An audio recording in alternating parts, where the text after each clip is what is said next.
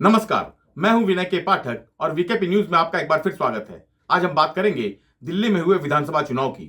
दिल्ली के 70 विधानसभा सीटों के लिए आज वोटिंग हो चुकी है। दिल्ली के मतदाताओं ने उम्मीदवारों की किस्मत का फैसला ईवीएम में बंद कर दिया है। अब 8 फरवरी को ही पता चलेगा कि दिल्ली के वोटर का फैसला किसके पक्ष में गया है। लेकिन दिल्ली में वोटर का मूड कैसा रहा है, इसको लेकर इंडिया वोट्स ने जो सर्वे किया है, मैं उसकी जानकारी आपको देने वाला हूं। इसके पहले मैंने कल इंडिया वोट्स द्वारा पूरी दिल्ली में किए गए इलेक्शन सर्वे में सिर्फ 4 सीट की एक्सक्लूसिव जानकारी आपको दी थी। इन 4 सीटों में से मैंने अरविंद केजरीवाल की नई दिल्ली सीट, आतिशी मार्लेना की कालकाजी सीट, मनीष सिसोदिया की जंगपुरा सीट और दिल्ली दंगे के दौरान सबसे अधिक प्रभावित रही मुस्तफाबाद सीट की चुनावी संभावनाओं के बारे में आपको बताया था। अगर आपने ये एपिसोड नहीं देखा है तो इसका लिंक मैं डिस्क्रिप्शन बॉक्स में दे रहा हूं। आप चाहें तो उस लिंक पर क्लिक करके इस एपिसोड को भी देख सकते हैं। खैर, आज के एपिसोड में मैं इंडिया वोट्स के सर्वे के आधार पर बताने वाला हूं कि पूरी दिल्ली का चुनावी मूड कैसा है, आम आदमी पार्टी दिल्ली के किस इलाके में मजबूत नजर आ रही है, तो बीजेपी कहां बढ़त बना रही है। इसके साथ ही मैं ये भी बताऊंगा कि इलेक्शन सर्वे में कांग्रेस, बीएसपी, एआईएमआईएम और दूसरी छोटी पार्टियों की चुनावी संभावनाओं के बारे में क्या कहा गया है। लेकिन इसके पहले कि मैं आगे बढ़ूं, आपसे रिक्वेस्ट है कि प्लीज हमारे चैनल को सब्सक्राइब कर लीजिए और बेल आइकन भी दबा दीजिए, ताकि मैं जब भी अगला बुलेटिन डालूं तो आपको उसकी जानकारी तत्काल मिल जाए। अगर बुलेटिन पसंद आए तो प्लीज इसे लाइक करके अपने दोस्तों के बीच शेयर भी कर दीजिए। साथ ही कमेंट सेक्शन में टिप्पणी करके हमें यह भी बताइए कि आपको हमारा बुलेटिन कैसा लगा और इस बुलेटिन के संबंध में आपका क्या विचार है।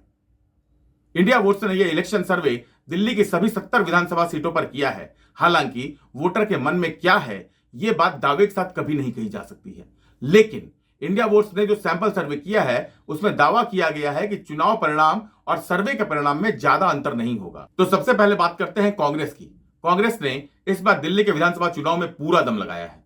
इसके पहले 2020 और 2015 के चुनाव में कांग्रेस के प्रत्याशी चुनाव तो जरूर लड़ रहे थे, लेकिन कांग्रेस के प्रचार से कभी भी इस बात का एहसास नहीं हुआ कि वो चुनाव को लेकर थोड़ी भी गंभीर है। लेकिन इस बार कांग्रेस दिल्ली विधानसभा चुनाव को लेकर गंभीर नजर आ रही है। सबसे बड़ी बात तो यह है कि लगभग 12 साल बाद दिल्ली के मुस्लिम वोटर्स में कांग्रेस के प्रति रुझान बढ़ता हुआ दिख रहा है। हालांकि यह रुझान कांग्रेस को कितनी सीट दिलाएगा, इस बारे में पक्के तौर पर अभी कुछ नहीं कहा जा सकता है।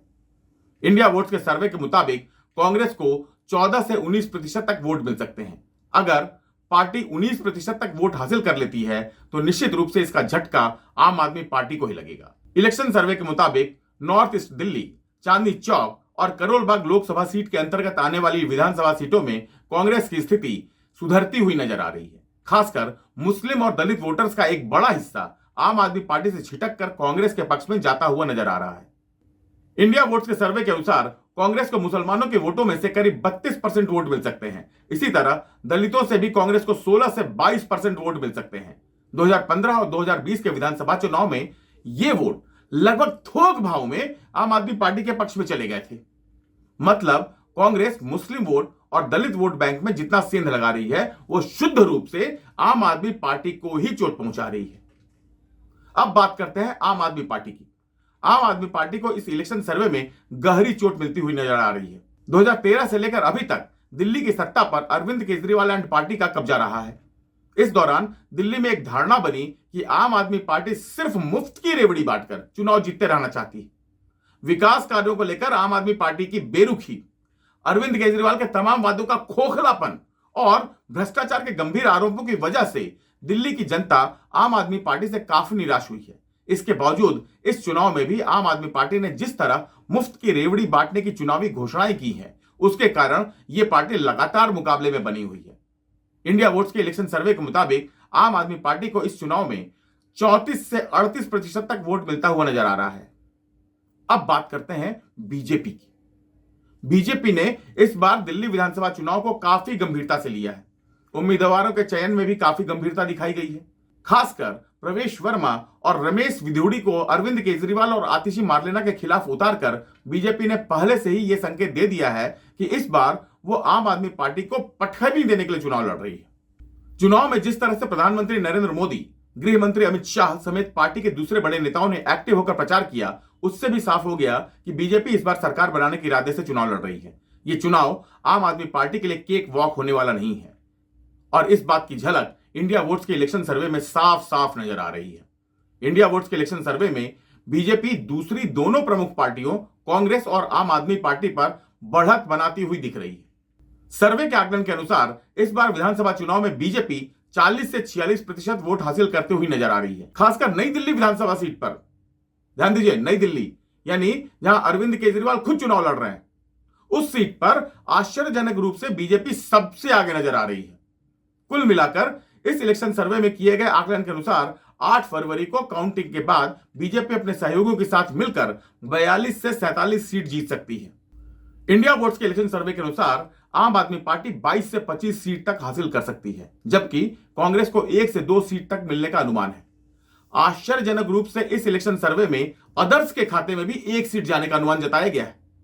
हालांकि इलेक्शन सर्वे में सीमित संख्या में वोटर्स को टटोला जाता है। इस सर्वे में इंडिया वोट्स ने हर विधानसभा क्षेत्र पर 600 लोगों से बातचीत की है, इसलिए 8 फरवरी को चुनाव परिणाम में मामूली अंतर भी हो सकता है। इसके बावजूद इंडिया वोट्स का दावा है कि उसके चुनावी आकलन एक्चुअल रिजल्ट के काफी करीब रहेंगे।